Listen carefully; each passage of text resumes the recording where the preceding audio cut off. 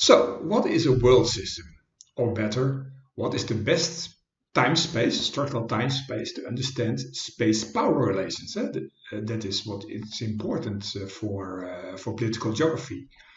It's also discussed by Flint and Taylor, I see it on these pages. Is that time space, is that very new? Is it after the modern state? Is it about the world is flat? Is it about globalization? Is it the world system that did it only happen a couple of decades ago? Was it before that? Was it that dominated by states? Is it a new phenomenon? Well, asking the question is a bit answering it. No, it isn't. That is more a cyclical hydrological time space in Wallenstein's term. It's a new phase of intensifying relations, but those relations were much older. How much older?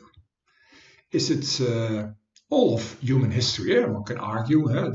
Somewhere here in Africa, the human species, Homo sapiens, has emerged and has spread over time, over the millennia, all over the world. So these are relations.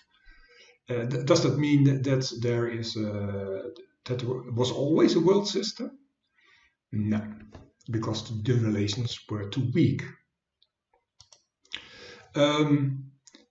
Is it then a bit shorter? Is it more about civilizations? Is the world system, did it emerge when civilization emerged?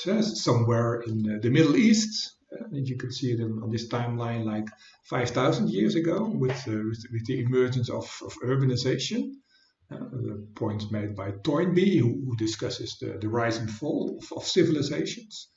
Is the whole history of civilizations, is that the world system? No, that's also too long.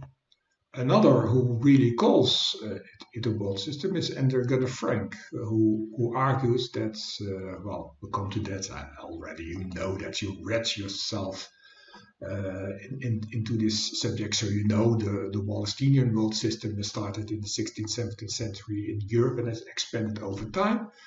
And Immanuel Wallerstein is opposed by that, by Andrew Gunnar Frank, who wrote a book a couple of decades ago about reorient, and his point is that it's a bit analogous to that history of civilization, but it is more structured conceptualization, that there is always a world system like 5,000 years, and it is always based not on capitalism, what Wallerstein argues, but it's always based on plunder, it's based on political exploitation, and it is always dominated by China, through the Belt and Road or the Silk Route, those plains where it's easy to travel, as we know. It is the transportation belt through which power from China is transported, is exercised all over the world island, if you like. And then in his reading of history, it's only a short interval, the mid-19th to mid-20th century, that China was not the dominant power in the world. China, according to Gunnar Frank, was always the dominant power in the world and will, of course, resume its position after that short interlude of almost 100 years of political dominance of the Western powers of China. That's only through the use of modern warfare techniques, guns especially.